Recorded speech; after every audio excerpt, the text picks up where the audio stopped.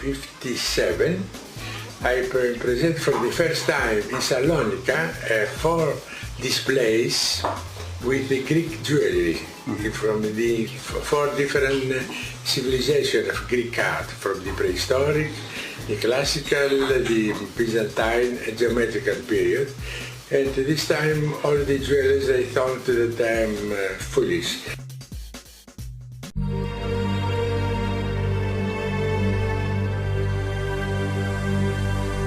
Well, I come from a family which has a big jewelry tradition. I am the 4th generation jeweler. I'm a trained goldsmith. I know many of the techniques that we show and teach in the museum, but I love also to write about jewels and also have a more sociological view on jewelry. The image they have today and in the 20th century is completely different than what it has been in the last thousands of years. Why the 4 daughters following in his footsteps? Brainwashing. Seriously? I think also an ideal business to be in. Each daughter has her own field, so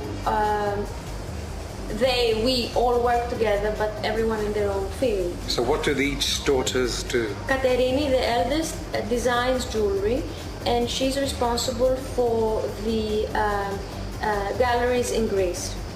Dimitra is responsible for the galleries abroad, and Maria is responsible for the workshop and also designs new pieces. And clearly you're responsible for the museum. I'm responsible for the museum, which has the responsibility of conserving and keeping Lalaounis designs, but also making them known around the world more and having them enter more private and public collections. Why did you decide to do this? Because I like very much this Greek art, the ancient Greek art. I have a professor in the university, was a professor of philosophy, and after was president of the Republic, was Tsatsos, Constantin Tsatsos.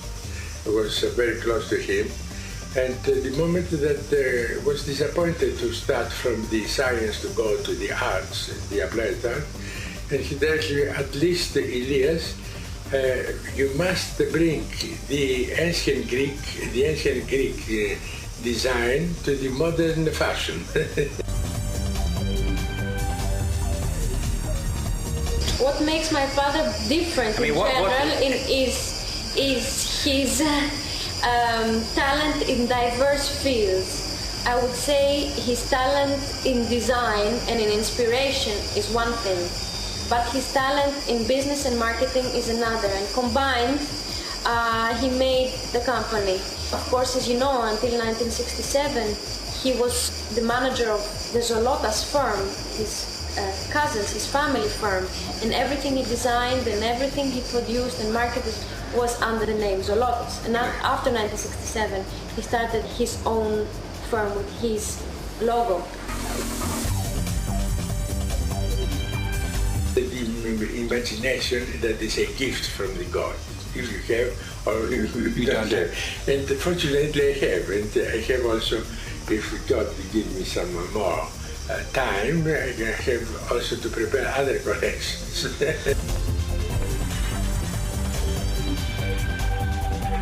What my father is producing is a different thing from what I want to show in the museum.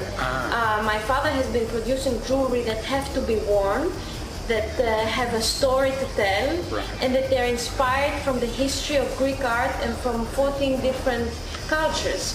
He has jewelry that have been inspired by nature, modern technology, biology, children's designs, and whatnot. My aspect on the museum, however, is to have temporary exhibitions which show jewelry that are in the storage of hundreds of museums that serve not only the applied art, but the fine art of jewelry. And jewels that have a symbolic meaning for the period that they were made for. Pyramids were built as beacons by extraterrestrials. Are you a jeweler first or an art historian first? I'm a jeweler, only jeweler.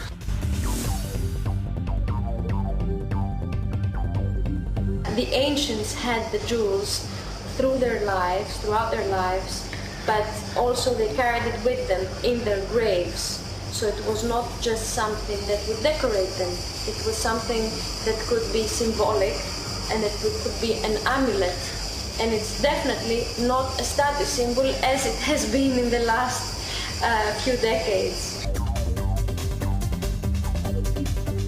My big imagination that I have, if I was only, for example, in the marble, I can't do one piece every 2-3 years. Sure. You know, each collection that I create in my life to do more than 60,000.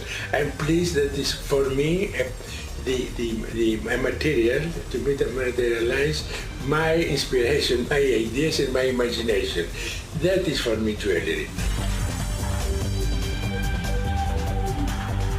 I want to find more and show to the world more about the sociological meaning of jewelry, because they're wonderful jewelry which have not been seen by man's eye in the last or ever in the storage of museums.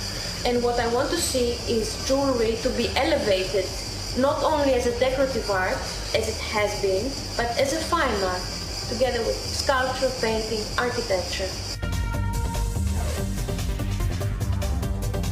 This ancient filigree technique you're saying from 4 BC, how do you find out how they did it? Thanks to the archaeologists. It's no secret that he started the whole tradition on goldsmithery and on ancient goldsmithery traditions as in techniques and designs. So since then we find many of his followers working the ancient techniques, being inspired by ancient Greek art.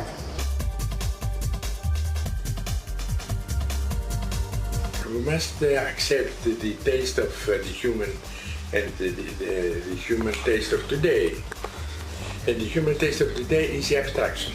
Were built as beacons by extraterrestrials. I think in America we find all sorts of kinds of types of women and their relation to jewelry, and I think it would cover all the types. Women wearing jewelry as a status symbol, women wearing jewelry that are artist jewelry because they're simple, because they're unique, because they are very original. And then we find also women that wear mass-produced jewelry.